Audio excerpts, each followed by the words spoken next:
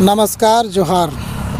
आप देख रहे हैं हमारा कर्तव्य की सोशल मीडिया प्लेटफॉर्म यूट्यूब में आपका स्वागत है। मैं विक्की बेदिया और आज हमारे साथ में मौजूद है हमारे बड़े भाई राजन करमाली जी, हमारे मुख्य जो सचेतक कहा जाता है वो सचेतक श्याम सुंदर करमाली जी, और हमारे साथ में है हमारे मित्र उमेश करमाली जी। मुख्य रूप में आज जो आदिवासियों को अनेक प्रकार की संवैधानिक अधिकार मिली हुई है और उस संवैधानिक अधिकार रहते हुए भी फिर भी आदिवासियों की परिस्थिति जो है इतना डामाडोल क्यों दिखाई देता है? सबसे पहले तो सबको जोहार, जय भीम, जय संविधान। इसको समझने के लिए हम लोग को आज़ादी के पहले से समझना होगा। जी। हम लोग को उन्नति के लिए, संरक्षण के लिए कई तरह के कानून बने और ये मुक्त अगर बांटा जाए इसको तो 3 बार कानूनों को बनाया गया। एक, आज़ादी के पहले अंग्रेज़ों के समय कई तरह के कानून हमारे उन्नति संरक्षण के लिए बनाए गए। और जब संविधान लिखा जा रहा था तो संविधान निर्माताओं ने, विशेषकर बाबा साहब, और संविधान में कई तरह के कानून हमारे संरक्षण के लिए, उन्नति के लिए दिए हुए हैं। फिर संविधान लागू होने के बाद संविधान के आधार पे कई तरह के कानून बनते रहे हैं, केंद्र में भी बनते रहे हैं और अलग अलग राज्य सरकार जहाँ जहाँ आदिवासी बहुल राज्य है वहाँ बनाते रहे हैं।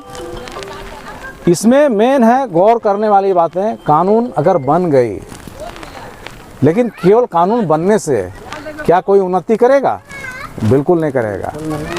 अब रह गया कि जो कानून बना उसको इम्प्लीमेंट कितनी धरातल तक में की जा रही है, इसको हमें देखना होगा। इसमें जिम्मेवार दोनों हैं, खुद जो संवैधानिक पदों पे हैं, जो कानून लागू कराने वाले हैं वो, और मैं खुद कहता हूँ, मैं खुद आदिवासी होते हुए मैं अपने आप को दोषी देता हूँ, मैं ये दोष खुद लेता हूँ। मैं अपने आप को जागरूक नहीं मान रहा हूँ। मैं का मतलब मैं नहीं, अपने समाज को कहना चाहता हूँ कि हम जागरूक नहीं हैं। मैं उन संवैधानिक पदों पे जो कानून को इम्प्लीमेंट कराने वाले हैं, लागू कराने वाले हैं, मैं उनसे गुहार नहीं लगा पाता हूँ, दबाव नहीं बना पाता हूँ। तो दबाव जब तक आप नहीं बनाइएगा, आप गुहार नहीं लगाइएगा, तब तक आपकी कानून कहाँ से लागू होगी? बहुत सा कानून अभी तक लागू नहीं हो पाई है। और अभी आप गौर कर रहे होंगे, कई जगह के राज्य सरकारें और विशेषकर केंद्र सरकार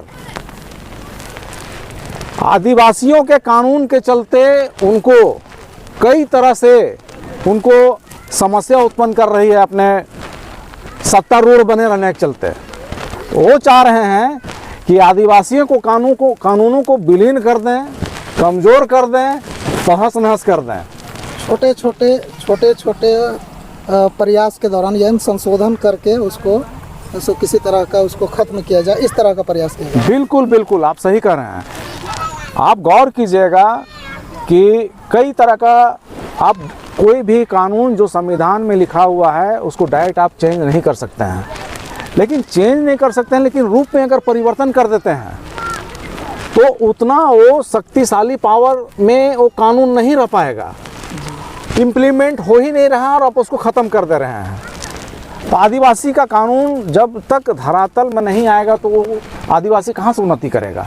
और आदिवासी भाई जो हम हैं, हम भी हैं, अपने आप को हम अपने ही बोल रहे हैं। मैं खुद जागरूक नहीं हूँ और मैं जागरूक नहीं रहने के कारण मैं लोगों पे जो संवैधानिक पदों पे हैं, मंत्रालय पे हैं, या विधायक हों, या कार्यपालिका में हों, या न्यायपालिका में हों, या जहाँ कहीं भी हों, वहाँ पे हम लोग दबाव नहीं बना पाते हैं।